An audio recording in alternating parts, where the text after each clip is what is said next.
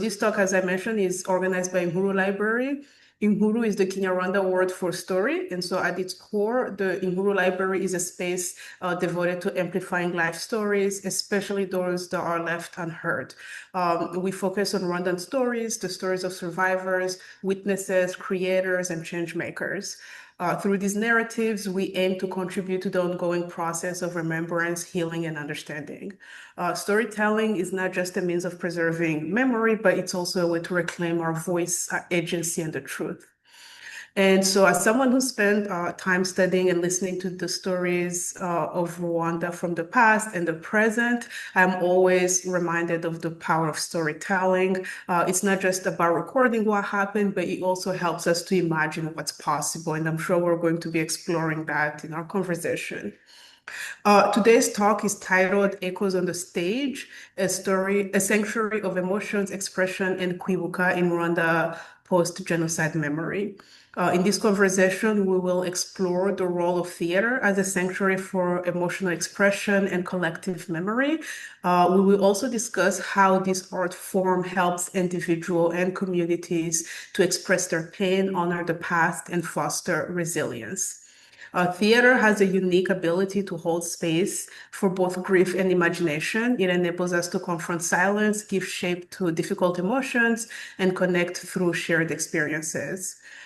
So Rwanda theater has become a powerful medium that we use as a tool for remembrance and healing and dialogue. So to help us explore those topics, we're deeply honored to welcome Hope Azeda. Hope is one of the leading figures in contemporary Rwandan theater. She is the founder and artistic director of Mashirika Performing Arts and Media Company, one of Rwanda's most prominent theater companies. Among her many notable works is Africa's Hope, a powerful production first performed in Kigali during the 10th anniversary commemoration of the genocide. The play went on to premiere at the G8 World Summit in Edinburgh in 2005. It toured in the UK in 2006 and 2008 and was featured at Sweden by Neo Arts Festival in 2008. So it was very, very popular, and I have questions about it. We will explore that play and the impact it had. In 2015, Hope launched the Ubumuntu Arts Festival, a celebration of arts and humanity. The word Ubumuntu translates to being human. The festival seeks to create a space where people from all walks of life connect through the universal language of art. Hope wears many hats. She's a writer, performer, teacher, curator, casting director, mom, and I'm sure many other things that I didn't find on the internet. So her work has taken her across the globe to different theaters and universities from the United States to Canada, Australia, South Korea, South Africa, all over the world. So Hope, welcome, and thank you so much for being with us today and for being willing to share your journey and your work. So Thank you so much for You're welcome. So I would love to begin by going back to your early years. We want to explore kind of like your life because I'm sure that is very much connected to your work. I know your parents fled to Uganda in 1959 due to the rising ethnic tensions that were in Rwanda and sought refuge in Uganda. Can you tell us like what it was like growing up there as a Rwandan exile? Thank you so very much. So what was it like growing there as a Rwandan in Uganda? It was, as a child for me, my childhood memories were really beautiful. I met new friends. We moved to different places. My mother and father started off in a refugee camp. My father taught French and math, and my mother was a nursing midwife. So their careers, their professions made them move around refugee camps. But finally, like my mother would always go to a nearby hospital, wherever she would find, to just go and, find a job. And my father would go in different schools. So we moved to different places. But one place I really remember was in Western Uganda. And that's where we stayed a lot. I was there up to the age of 5. And just one day on the radio, my sister, who was living in Kampala at that time, I am the 10th born out with 10 other siblings. So I'm the 10th born. And so at that time, I was age 5. my elder brothers and sisters were now out of university. So they were supporting me. They were my sponsors. So my sister announced on radio, because there was no other form of communication. There was no phone. There was nothing. And she announced on radio that they wanted me to go and study in the city, Kampala. So I left the village and went to the city.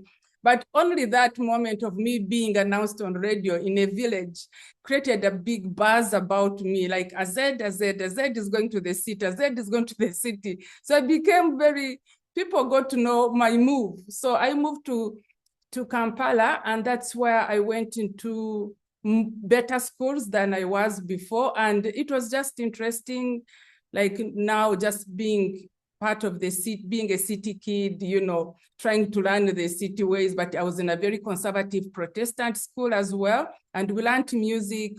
Wherever there was music or drumming, I would go. In the village where I was up to the age of 5, I would go and also play music in the church. So I was always escaping from home, going to wherever there was a drum, wherever there was music, wherever there was dance, I would always go that direction, regardless of the fact that I'm born in a science family. So we moved around. There were a lot of coup d'etats also. It was not a peaceful country. I was born again at that time of Idi Amin's regime, and there was a lot of torture for Rwandese, but my mother he didn't really want us to feel like refugees. So we moved from place to place because they kept saying that Rwandese should go back to their country. So I could see my elder brothers and my parents were not comfortable, but what I enjoyed about moving from village to village and from place to place is because I would meet new friends, and I would just make new friends as a child. So for me, that was really nice, like migrating around places. Yeah. Yeah, no, thank you for sharing. And I think the fact that you had like a happy childhood and just have good memories during that time, and your parents now really kind of telling you you're a refugee, so it allowed you to have those that good upbringing. I think that's really good, and it kind of ties into my second question because I heard you tell the story of how your last name came about and how your father created it to conceal the fact that you were a refugee in Uganda. So can you tell us a little bit more about that, and when did you become aware of your Rwandan roots, and how was that realization and on your sense of identity? Yeah, so first of all, being called Hope, a lot of children born around our time were given names that had energies that the people of the refugees really wanted. So you find that a lot of children born around my time were called peace, hope, joy, faith, all those nice things that refugees needed. But what really surprised me is how my father made up my name. So I was the 10th born, and he named me Z, like XYZ, letter Z. And so for a long time, people are asking me, are you Z? I'm like, yeah, I'm Z because I'm supposed to be the last born. But again, another boy was born after me, and he named him Bahati, which means luck.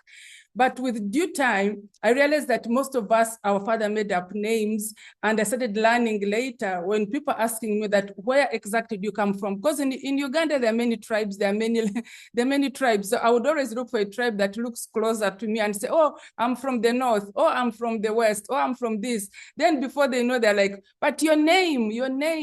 I'm like, yeah, my name is just is Z, but they ended up calling it Azeda because after my father gave birth to my brother, he added AZ. He said, I started and I have finished. So I had only a name with 2 letters, AZ. But where I was being raised, they pronounced it in the language, like the Western language, Kinyankwe, which is Azeda. So I became Azeda like that. But it was very interesting, like later as we grow up and just living in this denial of not really wanting to reveal your identity, you realize how safe you are with your name because it doesn't really preach who you are, preach your background, preach exactly your roots. So my name was was like a shield. And I later learned that it was very intentional from our fathers to just hide us. It's like they created these shields around us. So you wouldn't know. Even up today in Rwanda, people ask me, are you really Hope? Are you really Rwandese? I'm like, yes. But your name? I'm like, yeah, my father just made it up. So sometimes I'm forced to add his name so people can believe I'm from Rwanda. But yes, it's really strange about how people became very creative with the names for their children. Yeah, no, that's when I heard the story and you explaining it even again, it's so powerful and so creative as well to be able to shield your children like that by using the names. I think that's such a powerful thing. You mentioned that you are always into music and drums at any time, and even in the church, you were always drawn to that. How did you get drawn to theater specifically? How did that journey begin for you?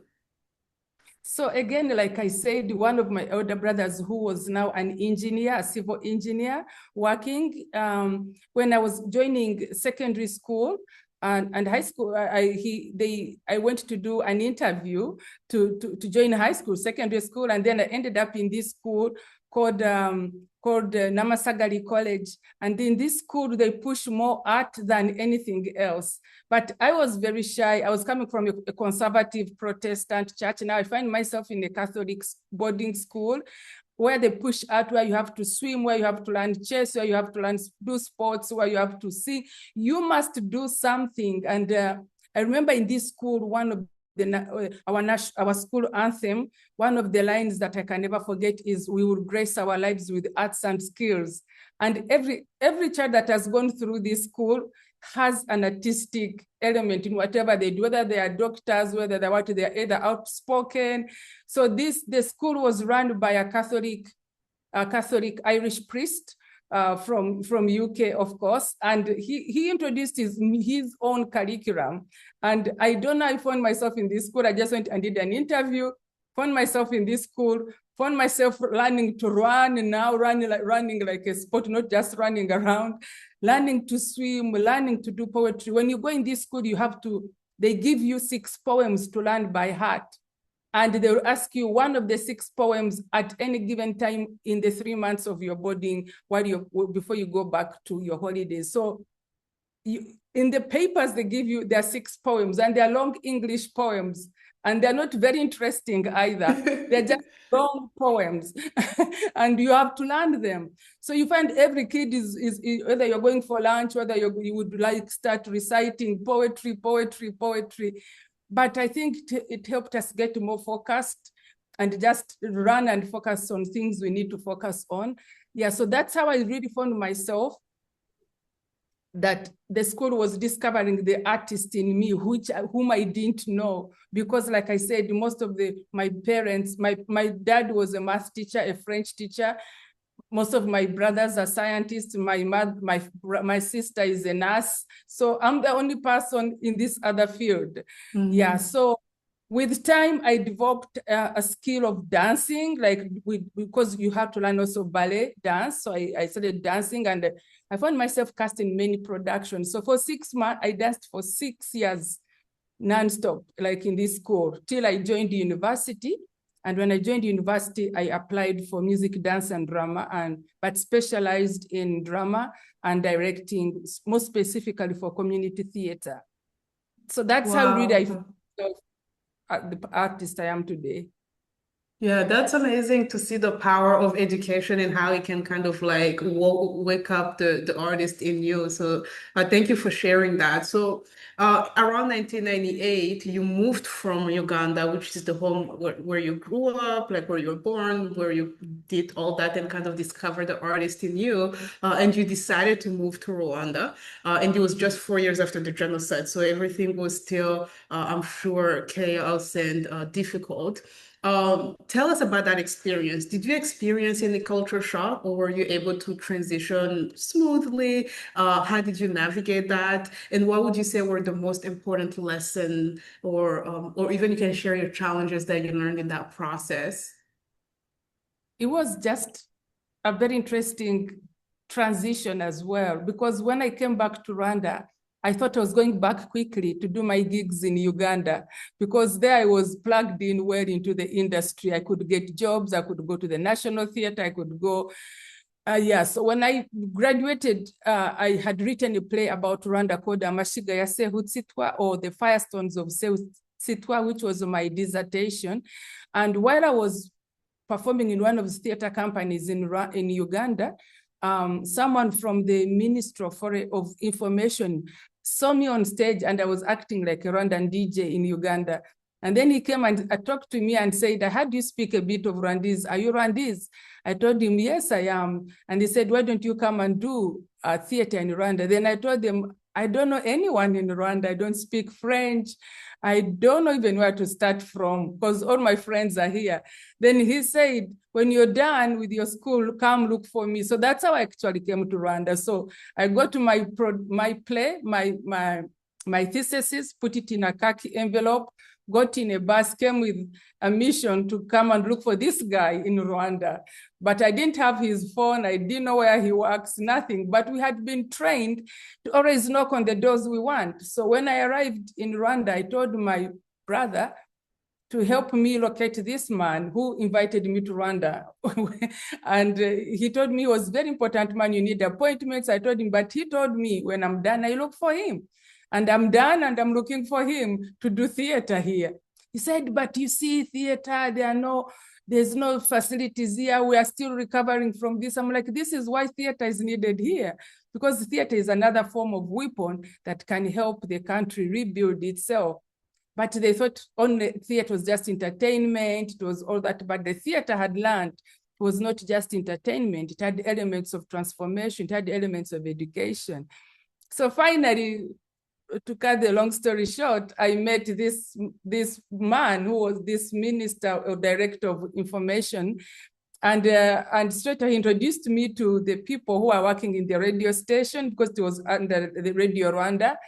And the culture shock for me was the Kinyarwanda. I didn't really speak proper Rwandese. My Rwandese had a lot of things going on. I couldn't even make like a clean, nice sentence.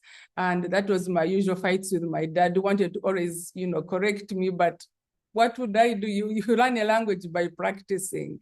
So I spoke other 5 languages from Uganda really well, but could not speak my own language really well. So I met these 2 gentlemen who kind of initiated me, kind of really introduced me to the scene. And I started working slowly just at Radio Rwanda. And slowly, that's how I started Mashirika. I told them to get for me a few people that I could teach theater, but I didn't have a space. I didn't even have money to give these people. So they brought me about 25 people and we met under the mango tree. At that time, it was just opposite Radio Rwanda. And some of them were really asking one major important question, how much are you paying us? I told them I have no money. I just finished university, but who knows? With this project, you can get somewhere. But most of them left, but those who remained with the cause, remained with purpose, and remained because they had a passion. So we met every Saturday at 10 a.m. opposite Radio Rwanda, and that's how I started training them. The play I had written in Uganda. And before we knew it was being performed in St. Paul, and that's how I really started in this country. Oh, wow. Yes, and you mentioned Mashirika Performing Arts and Media Company, which is the company that you started. What was the vision behind it, and what were you hoping to achieve with it? I wanted just to create a platform because I had done directing, I had done writing. So the best space for you to use this, we were trained to write projects, write proposals at university. So the best thing to do for me really was to just create this platform that would really use theater as, a transformative tool. But surprisingly, actually, Mashirika, I started it where I was at university. I had written a play about a child that had seen eating on a dustbin near National Theatre with this big bird. It was a young girl.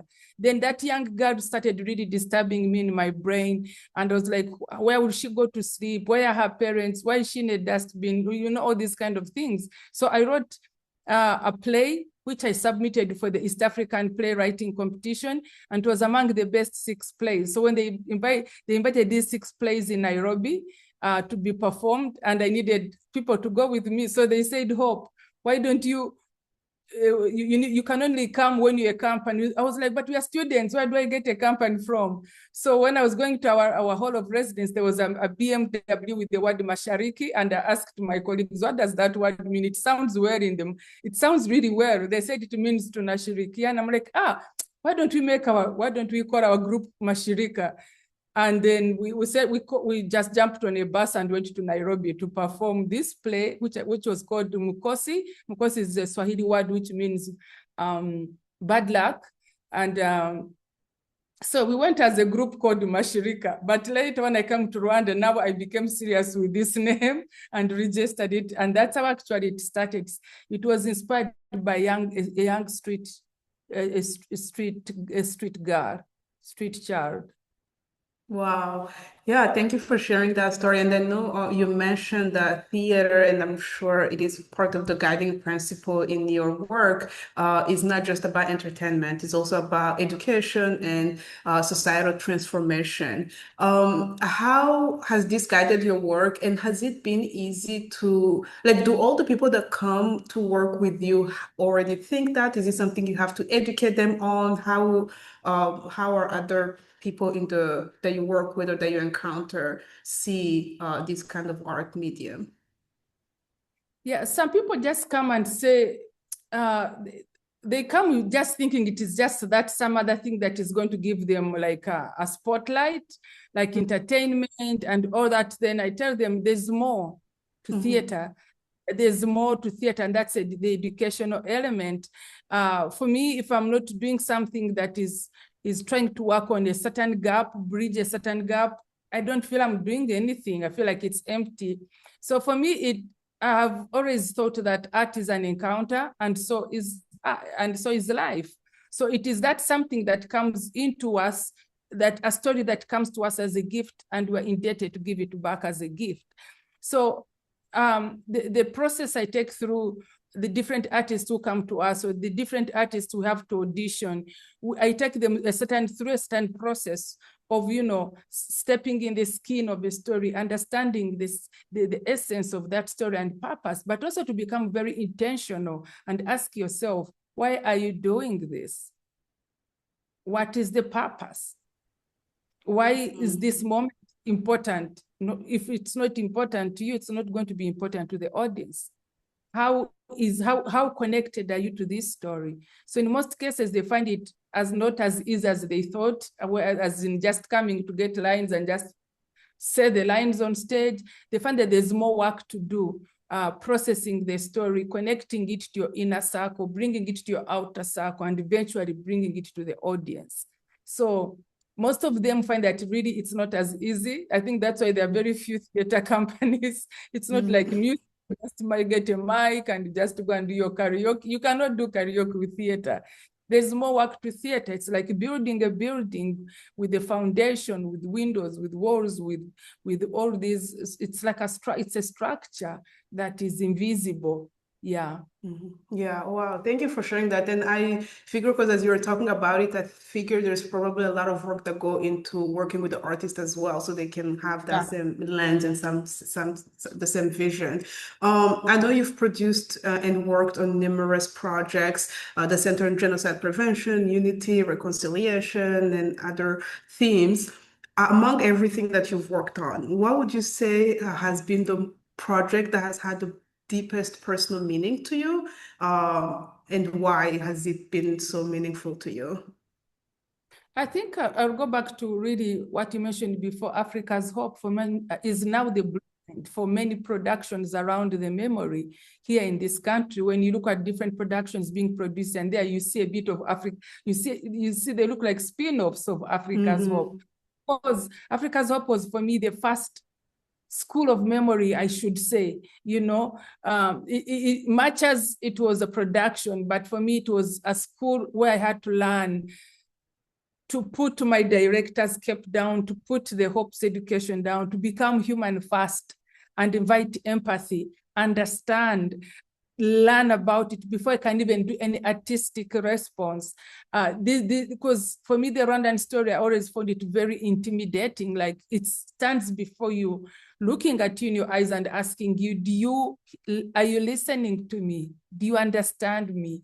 And so you find yourself like, this is not just a production. You're just going to come. It's not fiction. It's a production. You're bringing the truth and facts to an audience that is already aware of the truth and facts. You understand? The audience is like, an expert already on this story. So that already makes you shrink. Like, okay, these guys know their story more than even I do think I know this story. But why am I here as an artist? I'm here to create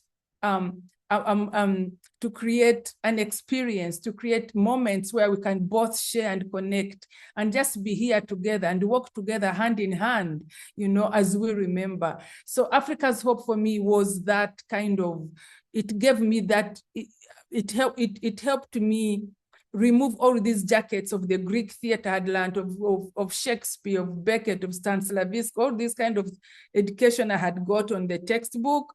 I had to borrow things from here and there and say, okay, this works here. Okay, maybe I can get to how the Greeks used to lament around the circle. Maybe that can be relatable to how we mourn in Rwanda around the fire, you get? So I would look for things that are relatable to the Rwandan culture, to the Rwandan way. But again, you find that the genocide was not also the Rwandan culture. It is just an ideology that is out there that already, much as people understand it, you have to, it has a global aspect on it, you know? It is the same script that was done in Armenia, the Holocaust, it's the same script, only that now you want to customize it a little bit to the Rwandan setting.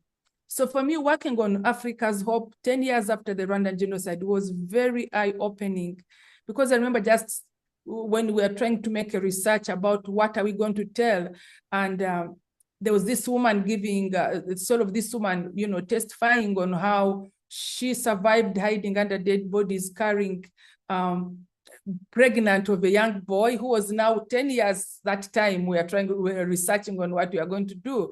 So we're like, okay, let's look at this story through the eyes of a 10-year-old. What kind of questions do they have?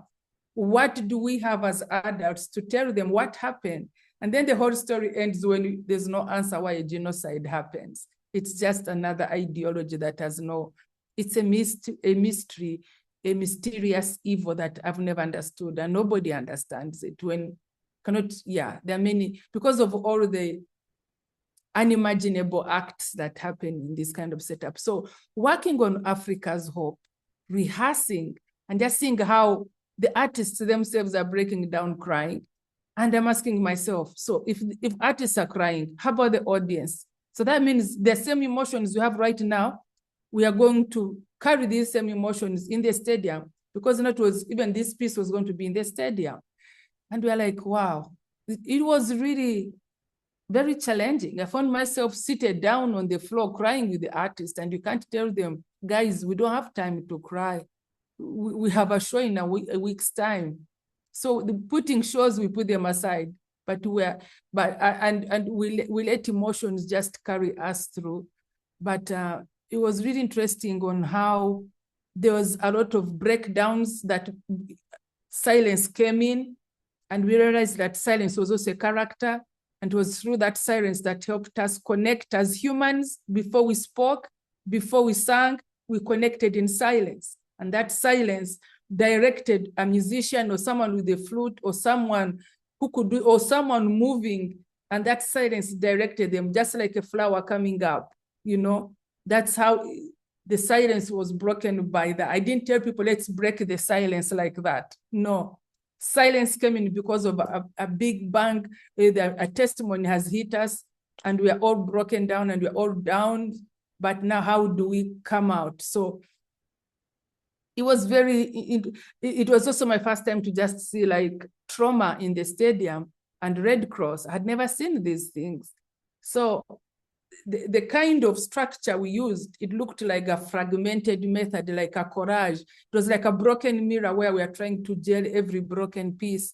So that gave me the direction. So every time I have to do anything about life, a deep story about life, I have to look at that imagery of a broken mirror being stitched together, because art is our mirror, is a mirror of life. Thank you for sharing that, and it's so powerful, especially when you're talking about how it transcends Rwanda. It's not just a history of Rwanda, but it also is it's a human story, and I think that's probably why the play was so successful, even in other countries where it went to tour, just because it transcends just one space and connects to that humanity. And speaking of humanity, in 2015, you launched Ubumuntu Arts Festival, Ubumuntu meaning humanity, at the Kigali Genocide Memorial, where you serve as the chief curator. What inspired that initiative, and how is it different than Mashirika and what those production? And if you can also tell us why you chose to do it at the memorial center, is that significant, and is there a special space for it? Yeah, so Ubumuntu Arts Festival is actually a brainchild of Mashirika, because it was after so major productions that were successful that I was approached by Africa Leadership Initiative, and they encouraged me to join a leadership course.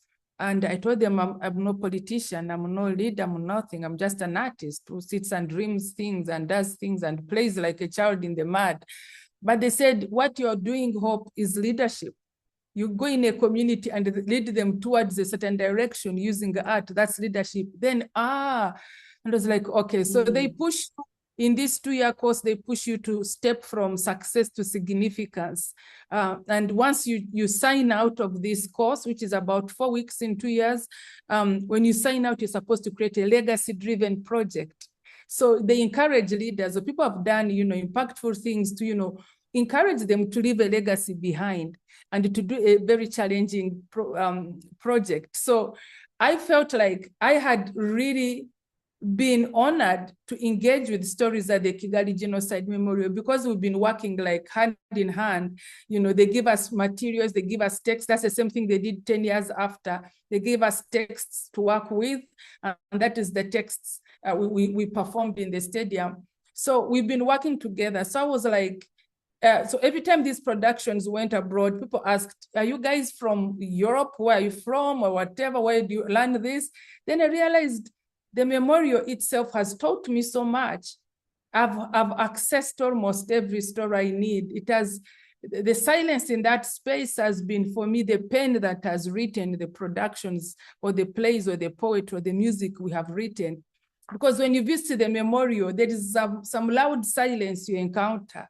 And as an artist, it takes you to, you go to another dimension of imagination. You start hearing so much that you need to have a conversation with. So I was like, I think, why don't we create a platform where we do a festival at the amphitheater and invite other artists, come and visit the memorial. And maybe they can be the artists, they can be agents of change when they go back. Because at the memorial, you learn a lot. I learned that there are 2 pathways. There's a pathway to violence and there's a pathway to healing. And the pathway to violence, had we known that before the Rwandan genocide, I don't think it would have happened, because it shows you the stages of what leads to violence. The bullying in school, the what to dehumanization, which is like stage 9, that leads to a failed state. Had we known that as artists before, I think we would have engaged better or become critical thinkers. So I was like, many artists should come and engage and learn about these stages of violence, of healing. And if you have gone to the worst of the worst of violence, but there's also a chance of healing. So, and that's where Rwanda has been. So I was like, these are things that could be very interesting for artists who are interested in social justice work. So I was like, okay, let's do a festival. And people are like, are you crazy? It's a memorial. I'm like, but that's exactly why we should have a festival here. If we can do vigils here and all why not a festival? We'll make sure that we curate it in alignment with the values of the memorial. And that's exactly what we did. The memorial gave us a guideline of what we should do. And of course, already we know, we understand and feel that it's a special place in Rwanda, in people of Rwanda. And you have 250,000 people buried just next to the amphitheater. Already that state, if you can produce work that goes with that environment, then you can do more. So for me, that whole journey of being in this kind of space and constantly asking myself, what happens to a man that one morning they wake up, they are happy, and another morning they wake up, they're sad, or they are violent? What happens to a man that one morning they wake up and you find that a 30-year-old man is chasing a 3-month-old baby? What happens to a man? For me, that whole structure of a man is really what made me to start that word, being human. What do we need to be human? You know, what is the difference of being human and a human being? You know, because you can be a human being that is not human. So what is the difference? So all these things I knew and hoped that you are going to help us, you know, embark on an introspective journey as artists, but also for our audiences. And that's how really the festival started off in 2015 with all those questions bubbling in. And today, it's really amazing how people are now really like, we have so many demands of people coming, wanting to come to the festival, because once you start this work, it becomes addictive. You don't feel you should do anything. It heals you yourself. You know, it's not just for the audience, it is for you to recollect yourself, you know, do a self-check, a check-in, yeah. That's amazing to hear. Yeah, no, thank you for sharing. I love it. And that's amazing to hear. You mentioned with the Africa play that you did, how the artists were just crying and experiencing that, and also talking about how this heals you first. And so I think Rwanda and the memorial specifically is such a great place to do that, because I think there's a lot of healing that is needed in our country and within our community. And just a quick note as we continue, for everyone who's on, you have the opportunity to ask questions as well. So feel free to like write them down as you go, whether in the chat or just write them down and then share them when we get to the Q&A session that will follow in a few minutes. So speaking of theater, now I just want to shift and talk more about theater specifically and how it's been used to explore the legacy of the 1994 genocide against the Tutsi. What do you think that theater offers that other media might not offer? Like, what is theater able to do that maybe music or other art forms might not be able to do, in your opinion, as someone who's been working in this field for a while? Well, theater is a very, I see theater as an open congregation kind of space where people can come in and go out as they wish, but also it takes you on a journey more than anything else. More music is good, and some theater, there's, you know, theater can invite every medium. You can have multimedia, you can have visual arts, you can have music, you can have dance in theater. I think theater is very embracing. It's a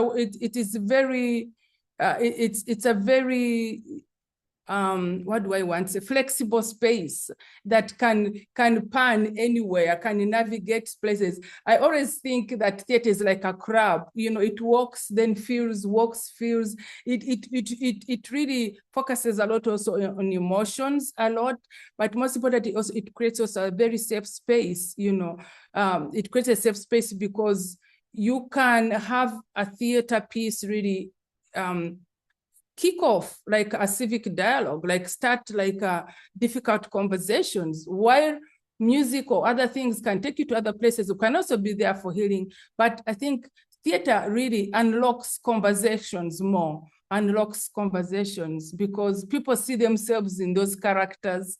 They see themselves in different dimensions of life. And theater is really a true mirror of life as well. When you're looking at theater, it's like you're looking at your own family or your own community or your own village or the world itself. There is always someone relatable to anyone in the audience in the theater. So I find theater like urugo, you know, like urugo, like a homestead where you can have things working, things coming, things being embraced, you know, like it's like that. I don't know how to explain. Yeah, like I get what you're saying. So you're saying it's like very inclusive. We can bring in a lot of everything. That's a really good way to put it, because you're right. It also includes music. Yeah. Yeah, but it can also really be hardly manipulated to do evil, you know. You remember like in Rwanda, you don't have a lot of theater that was really inciting violence, but music incited violence, you know, we like chants and all that. So a lot of art can easily be manipulated, but theater is a journey. It's a structure. You have to first build the intro, the beginnings, the what. But while other things can be used like instantly to create violence. Yeah, so we haven't seen much where theater really incited violence, but music can easily do that. You can easily play with the music. You can pan it to violence or pan it to love or pan it to peace. But at the end of the day, art is the language of love and peace. Yes, that's so good. And you also talked about, I watched something that you said recently where you spoke about art as a weapon to reconstruct what was destroyed. Is that something that you saw in Rwanda? Like, are there any examples or like, can you explain to us how that works, how art can reconstruct things that have been destroyed? Because I thought when you said it, I thought it was a really, really powerful idea. Yeah, art is a very strong, has the power to destroy or to make.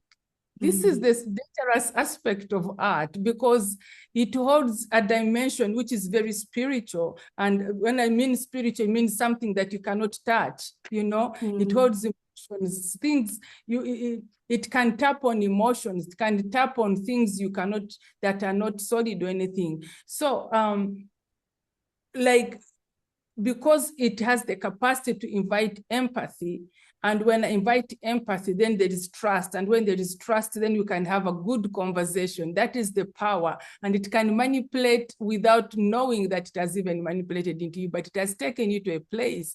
You saw how music helped a lot after the Rwandan genocide. Humura, Rwanda, Rwiza, humura.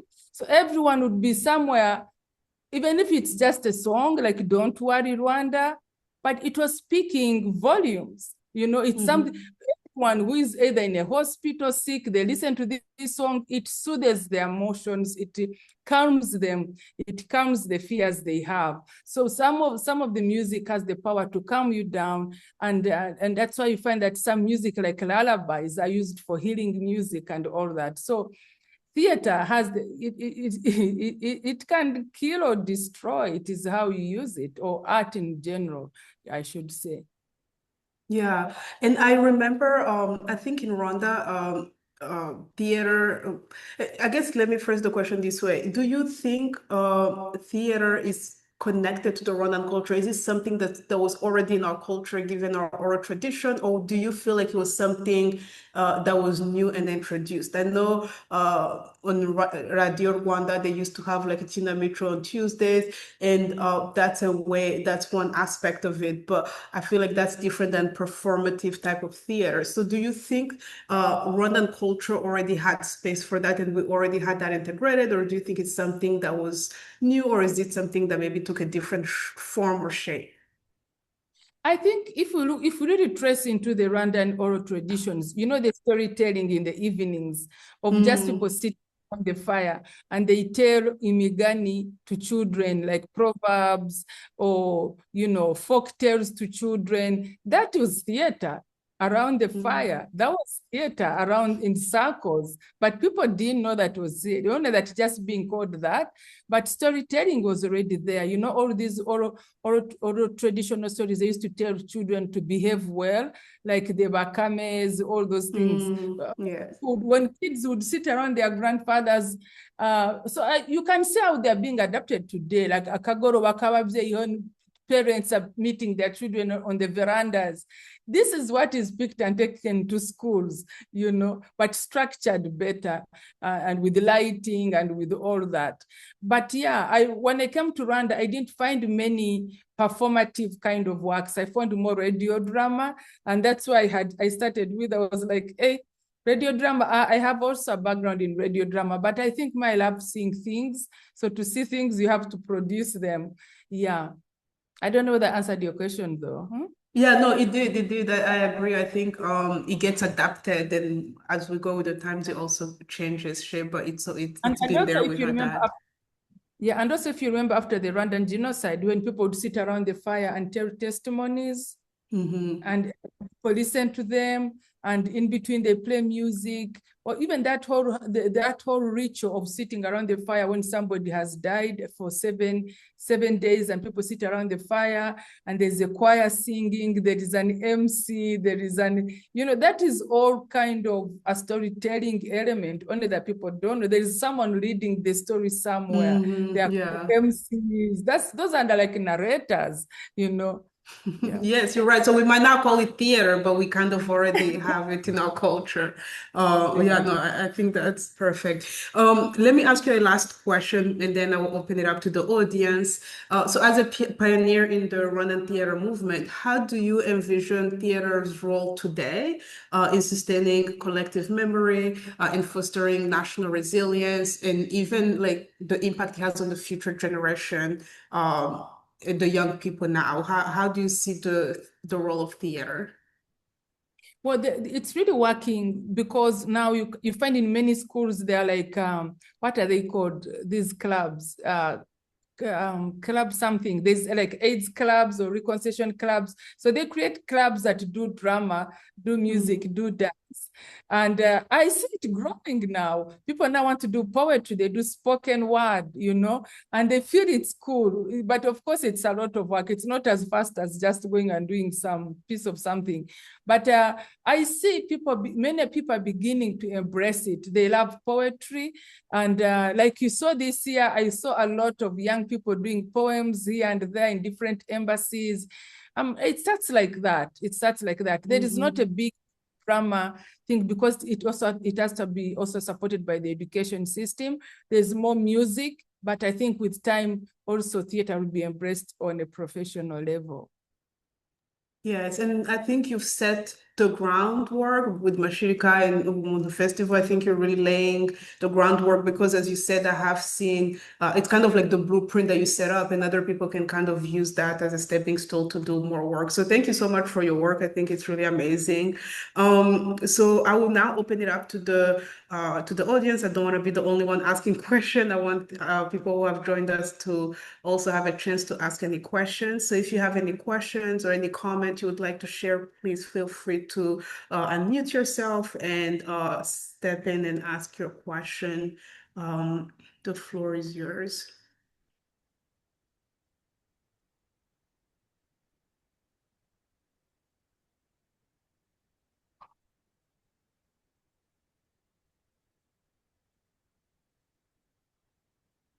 And maybe as we wait for a question, I can give time to our guest from Nigeria if they would like to say anything. The floor is yours. Okay, good evening, everyone. Good evening. Good evening, everyone. Okay, Sandrine, thank you so much. Thank you. And Hope, I enjoyed this session. I am so happy to learn of the good things you've been doing with theater. We have a very rich theater field in Nigeria. We have universities. We've been doing theater for a long time. We even have the National Theater built in the 70s in Nigeria. I have a question for you. I have questions, not one, not two, not three. My first question is, I think theater is new in Rwanda. So how are the youths embracing it? I would like to know. And are there theater schools in the universities around?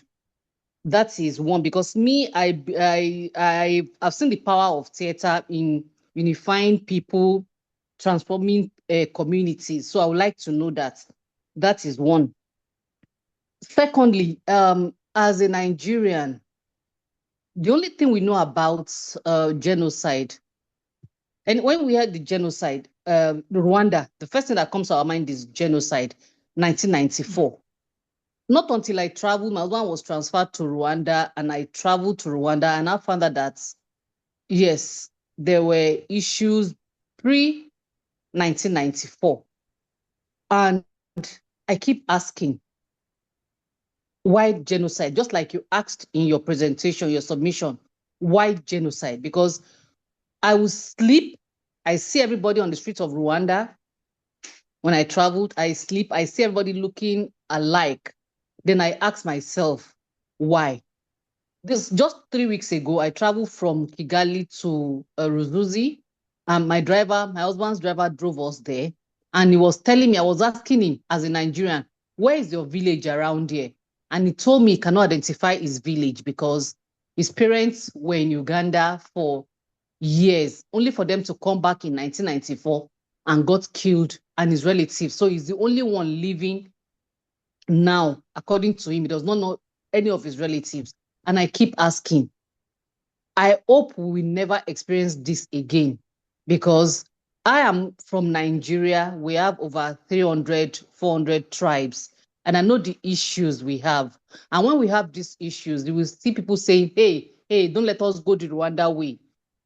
I hope people that did this will never repeat itself again.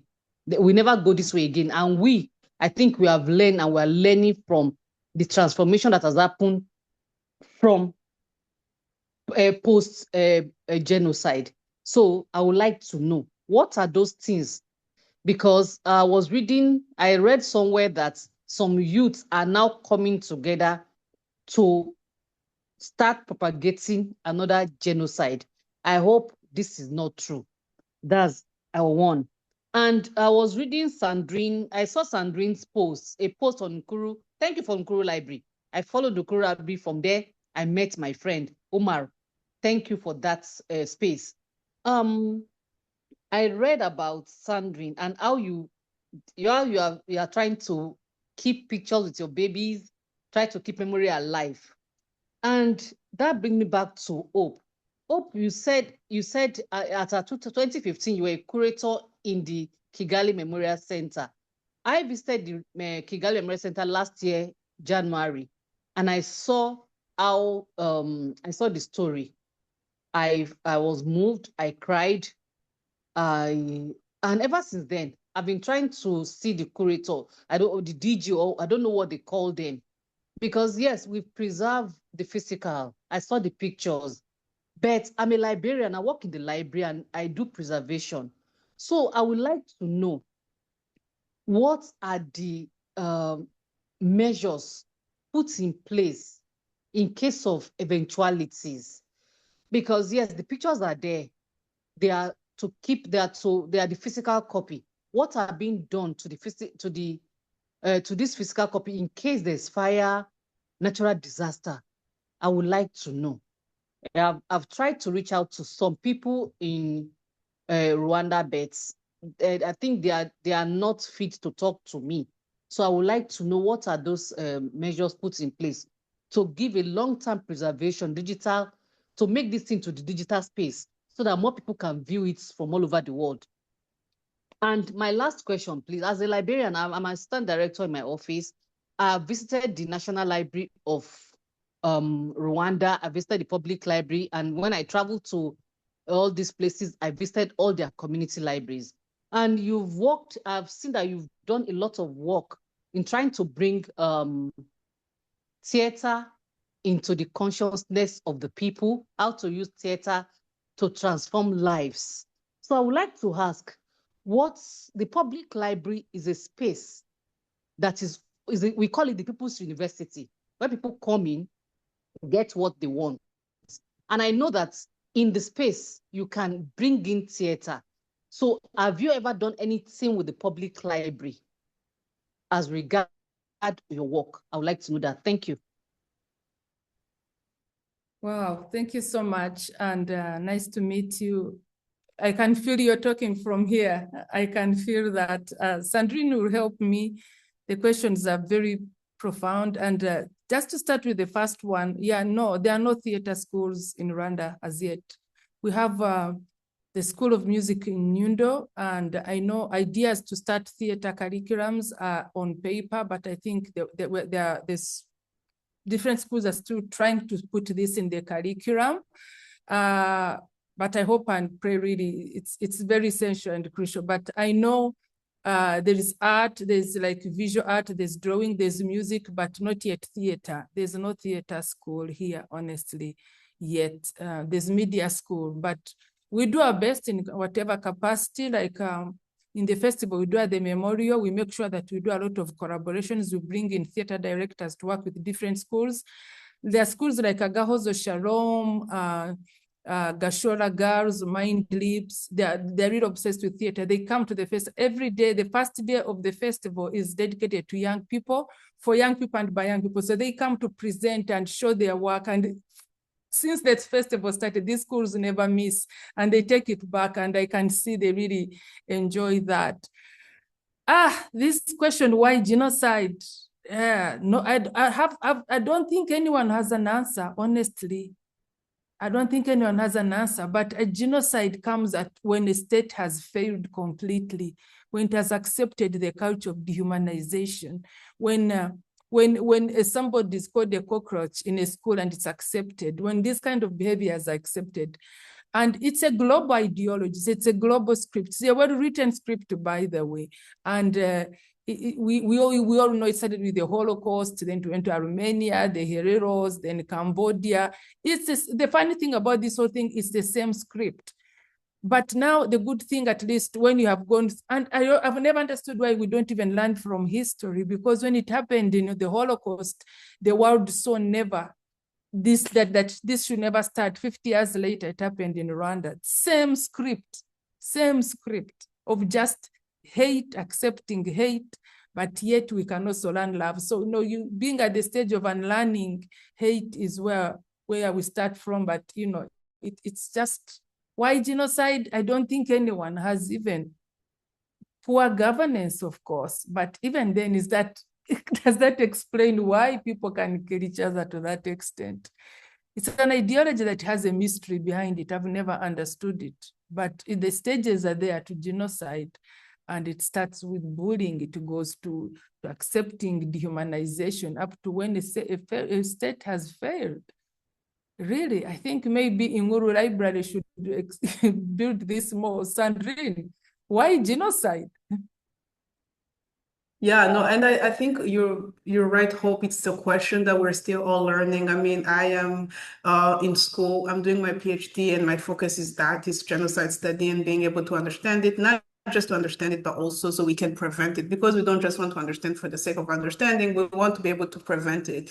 And I mean, you are right that there are also many things that contribute to it. It's not just about ethnicity and having differences, because as you pointed out, for example, Nigeria has many different ethnic groups and maybe religion, and not necessarily that genocide is going to happen because of that diversity. It can be caused by many things. There is not one thing that causes a genocide. I think it's a set of contributing factors, specific culture that might be there. So, for example, I think in Rwanda, there's some scholars that have argued that the culture of obedience and the culture of submission to authority played a role. There is hate, as you mentioned, Hope, the humanization. There is also politicians playing on those ethnic differences to be able to hold on to power and kind of turning people against each other. So there are many factors. I mean, one could do many dissertations on it. I don't think it's something we can answer, but I do think it's important to kind of bring awareness to it. But there are many books out there that start to scratch the surface. There's some scholars that try to study perpetrators, like why do people kill? How come ordinary people can pick up weapons and go kill neighbors, family members? There's some scholars that try to learn that, and they've written books. There's some people who look at it more from a political perspective, how politicians will use it. And you mentioned the Holocaust, and during the Holocaust, they talked a lot about a final solution, like this is the final solution to cleanse. Those are terms that we hear. So it can also be looked at it in the lens of political leaders and the poor governance you mentioned. So anyway, not that I have an answer, but I just wanted to throw out some things that have been, that people researched, that have been looked at. And I'm sure Omar and other people might have more to add. Yeah, and also regarding the young people, honestly, there are different measures to engage them into understanding the essence and to be critical thinkers. When it comes to critical thinking, of course, there are some that are manipulated. I'm honored to have engaged with young people in producing a production called Generation 25. And Generation 25 really had all sorts of categories of young people questioning the issue of identity and also trying to say, okay, they tell us to remember, but do you remember things you never saw? So they even question, why do we remember? But we remember so that we can learn. We remember so that we may not forget. And so young people, definitely, there are different ways and how to, stop this cycle of violence, to cycle of pain, cycle of trauma. And for me, that is the privilege I had of just engaging with people born after genocide, asking them, so what's the way forward? What are your biggest threats? And they say their biggest threat is that they are not being told enough truth by their own parents as well, because one grows up to the age of some and then discovers that maybe I'm supposed to be. Then you find somebody's being traumatized. So how traumatized when they're even not born? So what traumatizes you if you didn't even there? Then you understand that it is the energy passed on when they are children. If a parent raising them gets traumatized, they pass on that energy. If you have hate and you're always being angry around them, you pass on that energy. So how conscious are we when we're around our children? Because the energy that we pass on is what they receive. Yeah, so, but I think right now, there may be a few people talking about this repeating, but I have strong belief and hope that there will be no another genocide in this country, because at least we are becoming critical thinkers. We know there's justice after. Justice will hunt you down. So the hate that is out there and the propaganda is basically because we're not comfortable with being, with talking about the truth. And healing starts with facing the truth, however painful it may be. Just engaging and facing the truth, difficult as it may be, it will help us heal, because accepting that wound and let it heal and let scratch it is the only way towards healing. And I think Rwanda is already doing that with all these memorials things and different youth-based conversations and projects around prevention of crimes against humanity. But also the Kigali Genocide Memorial now has introduced the peace education in schools, which is really good, which they've been researching on. That really helps. Also regarding about the physical items, physical things that remind me that are in genocide memorials, how are being preserved. I think in some memorials, like Genocide Memorial at Gisozi, I know they are digitalizing some of these things. Most of the things are there's a digital migration going on. Yeah, so I don't know that answered all your questions. I'm concerned thank about you. Yeah, no, thank you, Hope. I think you covered it. And to the digital... There's one question she has not answered. I'm sorry. Why the library, just like theater, is a space where you can unite people, where you can bring innovative ideas. And she has done a lot from us, from what I heard from her. So I would like to know, if she has not done anything, what is the way forward? Moving forward from now, what are the things you do with the library? Because I'm passionate about library. I'm passionate about seeing theater in the library. So I would like to know. I'm also with you. I love to see theater, because really when I go to libraries and I find them very quiet with books, I'm like, all these books are stories. So it is also an idea I've always had. Regarding other libraries, like we have also started, like we have a project we have started called the Memory Caravan. This goes visiting different sites and there, but with the libraries, really, I don't know. I think that's something we really need to. I need to like focus on and see what is there. What can we do with the library? But we don't even have so many libraries. I think we have Kigali Library here in town. I don't know about other libraries.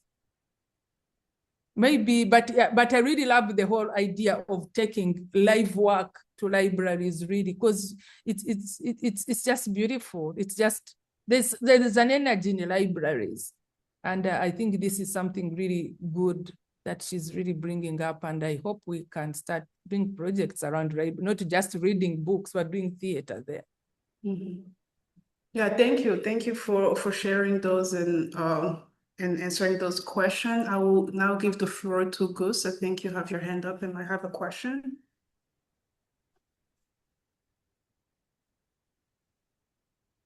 Yeah, thank you. Thank you so much, Sandrine, and everybody. Thank you, Hope, also. I've been a big fan of your work at Mashirika. I always do what you guys do for a long time, and yeah, I've been a big fan. So, yeah, just wanted to make like a few comments and maybe add something maybe that probably can help our sister is Hope Azeda, right? Yeah. So yeah, because she asked a lot of really important questions, and I think we can maybe I would just say something about it. So first of all, when it comes to theater, I mean, apart from what Mashirika has been doing, like what we saw, I mean, I saw most of them on TV because I was not around most of the time, and it's really I'll say something about the theater. Me, as somebody who survived the genocide, I saw the genocide. And a couple weeks ago, when I was in Rwanda, I went to this book launch, 30 years, 30 stories. I think also Hope was one of the speakers. And I think she also, her stories are part of that book too. So, and me as just someone who saw the genocide, there was like a small play that this group just played. And to be honest, I don't know what hit me, but when they started playing, like simulating what was happening in the genocide, I never had that feeling before. So it was so strong. I started crying actually. Like I didn't know I couldn't just breathe because it was so real. Like I was not prepared for that. Just it happened like that, and I saw exactly the very same thing I could see. Like I saw in 1994. So that's the power of play, right? So maybe I wasn't expecting to see something like that. Like when I went there, and when it happened, to be honest, it's like and that it never happened to me. I remember like texting Omar. On this one group we share. So I feel like what is happening to me right now, I can't even tell. It's like it took me probably like 30 minutes just to recover from what I saw. So I mean, I hope we see that, but if it can really look so serious for someone like me who saw that, I don't know. Just I just wanted to add that comment. That's what was my experience with the play. So I wish we can have more, and probably also have like writers, other people that are contributing with the stories, and probably I think it's a form of storytelling that we really need in Rwanda. So I really appreciate people like Hope who put their time in creating those kind of stuff. Like, yeah, thank you. So, and my other comment would be, our sister just asked a lot of questions, and so let me say, and also Hope was asking why the genocide? How did that happen? You know, me, it happened when I was 11 years old, but I saw everything like building up around me, but also I was born to genocide survivors because like my parents survived in 1963. So now I was born, it was for the same reason they were being killed because they were Tutsi. So I was born to genocide survivor who couldn't talk to me. Even now, we're still having hard time to talk to our children about what happened, but at least we have the right to do so. But at that time, parents didn't even have the right to do so. So, and that brings me to answer like this question. Remember, like Hope was saying, the genocide starts probably when like a government fail to there's all these things you explain, hate speeches and everything. But me, I'll probably say it's not the government that fails. Actually, it's done by the government. It's like let's say, I think a genocide is possible when a government have that as a policy. Yeah. So if you look, yes. So it's like it's not a government that failed to control the hate or anything. Actually, it's the government that created that, and the government invested in that. they actually invested in education so they can actually, give an education that brings people to, that way. I remember when I was in Rwanda, I had a conversation with, I was in Nyanza, my hometown, and we had this panel when I was sitting with the youth who were born after the genocide, done to genocide survivors. And then one of them asked me a question. When we see the history of Rwanda, we see people who were the heroes, like warriors and kind of stuff. But what happened to get to the point where like genocide survivors, Tutsi accepted that they can die. So they accept to be the victim. And the Hutu on the other side just also accepted, we can wake up if we want, we can kill them, we can do everything we want. So, and how did it, what happened so people can actually feel that way? So I told them, like, these kids, like, it's because it's not like the Tutsi were like weak or anything. No, it's because the government actually were investing. Scholars were just like doing research and then prove that this is needed. Remember, one of the person like Leo Mugesera, who said they should send the Tutsi back to Ethiopia through the river Nyabarongo. He was a scholar. He was a professor, a university professor in Canada, right? So to have people like that actually really talking about those kind of things, doing research, and then have that as a final solution.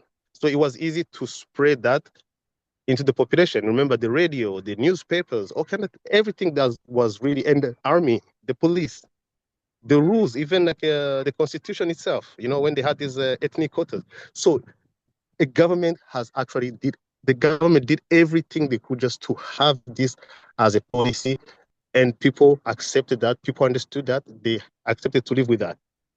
So, and of course, this is that government and the Habyarimana government and probably Kaibanda's government. But if we go back, start with colonization. This is an idea.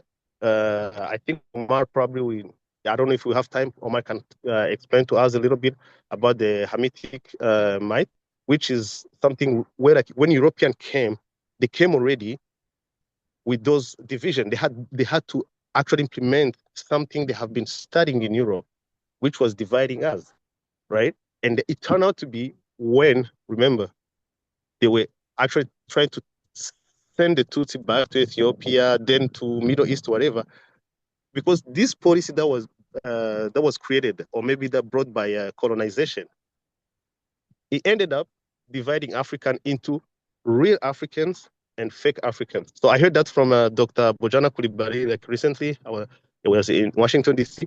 So that's why it created, because like at that time, Mugesera and other Hutu scholars, they say, we are the original, we are the real African, we are the Bantu. So those guys, the Tutsi, they're not from here. We send them back to Ethiopia, but when they say Ethiopia, go back to Egypt and probably Middle East, right? But remember, we speak the same language, right? If they say Bantu language are the people who speak Bantu language, Bantu people, sorry, we are Bantu too. Like even Tutsi are Bantu. They have nothing, let's say, in common with the Middle Eastern, I don't know. Anyway, so it's a whole policy, it's a whole politics like that was created from Europe, came to Africa, it was implemented, and that's what brought the genocide. And also quickly, our sister also asked, she said she heard there's a group of young people who are trying to revive this genocide ideology. Again, this is, right now we are like facing the denial of the genocide. The denial of the genocide, it's a stage of genocide itself. That means it's still going on. And to be a little bit like specific, those young people we're talking about, they are mostly the descendants, the children, or maybe the grandchildren of the people who committed the genocide, who are still even alive. Their fathers, their grandfathers, their uncles, they're still alive actually, maybe in prison or maybe free. And they're trying to fight, or they're trying to escape the justice. They try to actually not even, and the reason of denying is to give a reason to the genocide. So if you hear what they say, actually it's like, even if something happened, it was meant to be. It was supposed to happen because of this, and this. So that's what happened. In the genocide, they give reasons doing something like that. And these children are still doing the same. They're doing for their fathers. They are doing even for their own identity, I don't know. So that's what they were taught. So I would say, like, maybe Omar can explain a little bit if we have time, or maybe I can actually like suggest us where to get those information. So that's what I wanted to add. Sorry I took a little bit of your time. Thank you, guys. No apologies needed, Gus. Thank you so much for those insight and also sharing like your personal story and what you saw and how that impacted you. And I think that's also affirming for the work that Hope is doing, to know that like survivors actually find it like powerful and it moves them and brings some start to the healing. So we appreciate your thoughts and sharing. I don't know if we have anyone else who has any comments. If not, I think we're getting close to the end. We will be closing, but I want to just give one more chance. If anyone has a question, comment, or Hope, if you have anything you want to add, feel free. I just want to thank everyone for accepting me in this space. It's a very, very, very deep subject, this one, although it was about art and all that, but yeah, it's not easy. It's not easy, but at the end of the day, I think it's important to be that gardener who plants a seed of goodness, a seed of truth and justice, so that when even we've left this world, that seed grows into the seed that grows into the world the world we wish for, with the world we want tomorrow for our children. But yeah, I want to appreciate everyone for being part of this, and yeah, and my sister from Nigeria. I hope we can one day meet physically. Yeah, thank you so much, Sandrine and Omar, for having me. Yes, absolutely. Thank you for joining us today. We're really, really grateful for your openness, vulnerability, being able to share your time, your afternoon, I guess your evening, actually, because you're you're in Rwanda. We really appreciate it. Your reflection on like identity, transformation, power of theater, all of that has given us a lot to think about. And I hope that we can all carry that with us. At Imuru Library, we believe the stories hold the power to heal, connect, and transform. And so today's dialogue reflected that and reminded us the storytelling is a vital part of how we remember, how we rebuild, and also imagine a better future for our younger people. So we hope that today's talk has left you with a deeper appreciation for the role of theater in Rwanda. And I hope, I know, Hope Azeda has said that she will be sharing some resources on how maybe we can start theater school and some curriculum that she will be sharing. So we really do appreciate that. And maybe the next time we meet, who knows, we'll have like some theater schools in Rwanda. That would be awesome. So thank you so much for being here, everyone, and for your time. Murakoze cyane. Have a wonderful rest of your Sunday. Thank you. Thank you. Thank you so much.